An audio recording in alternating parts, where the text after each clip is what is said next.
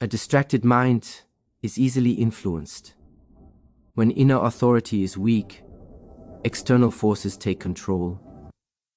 Opinions of others, emotional impulses, and environmental triggers begin to dictate behavior. Instead of choosing consciously, one reacts automatically. This leads to inconsistency. Strong intentions in the morning, abandoned commitments by evening. Without attention, discipline collapses, and without discipline, self-trust erodes. The loss of self-trust is one of the most damaging consequences of distraction.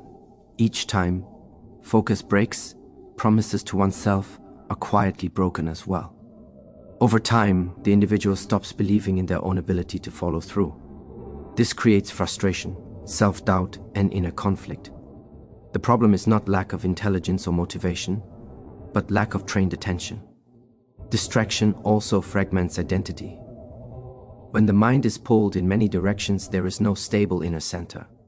Thoughts contradict each other, desires compete, and priorities shift constantly. This creates mental noise and emotional fatigue. Decision-making becomes exhausting because there is no clear internal hierarchy of values. A person without a centered mind struggles to know what truly matters. Silence is often avoided because it reveals this fragmentation. In stillness, unresolved thoughts surface, discomfort becomes visible, and inner chaos is exposed. Many choose distraction to escape this discomfort, but avoidance strengthens the problem. Mastery requires the courage to face silence and remain present without external stimulation. Only in silence can attention be reclaimed and refined. Training attention is not about force, but about discipline and repetition. Just as muscles grow through consistent resistance, attention grows through deliberate focus. Simple practices, completing one task at a time, reducing unnecessary inputs, creating structured routines, gradually rebuild mental strength. The mind learns to stay, to endure, and to complete. When attention stabilizes, inner authority returns. Choices become clearer. Actions align with values.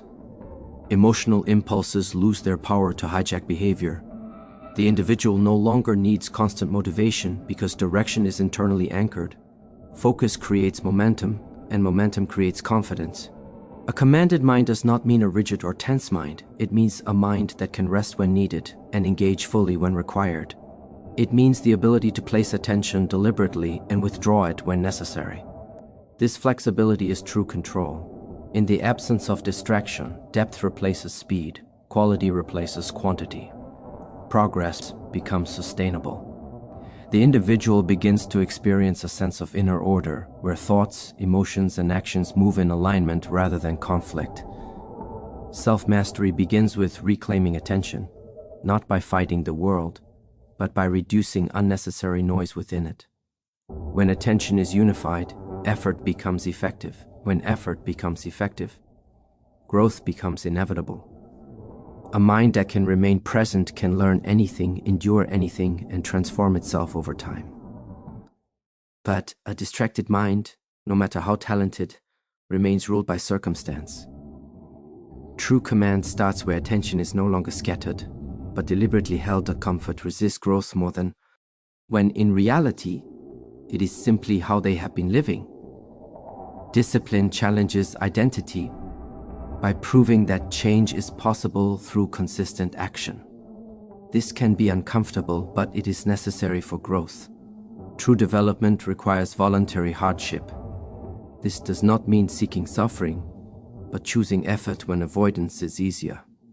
Waking up earlier to train, practicing when motivation is low, maintaining standards when no one is watching. These acts build internal authority. They strengthen the ability to command oneself regardless of external conditions. When discipline is practiced, comfort no longer controls behavior. It becomes a choice rather than a default. The individual can rest without guilt and work without resistance.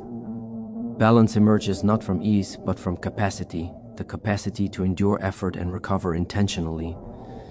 Potential is not lost through failure, it is lost through neglect. Comfort encourages neglect by offering short-term relief in exchange for long-term limitation. Hardship, when approached with discipline, unlocks dormant abilities and reveals strength that comfort could never provide. Growth begins the moment comfort is questioned and discipline is embraced, not harshly, not obsessively, but consistently. When effort becomes habitual, potential awakens. And once awakened, it demands expression. Emotional reactivity replaces conscious choice the moment awareness is lost. Emotions are powerful signals, but when they become commands, inner authority dissolves. Instead of deciding how to act, the individual is pushed and pulled by changing inner states. Anger demands expression, fear demands avoidance, desire demands immediate satisfaction. In such a state, behavior is no longer chosen, it is triggered. Mastery cannot exist where action is automatic and unexamined. Emotions arise before conscious thought, but they do not need to dictate outcomes. The problem is not emotion itself, but identification with emotion. When a person believes, I am my anger or I am my fear,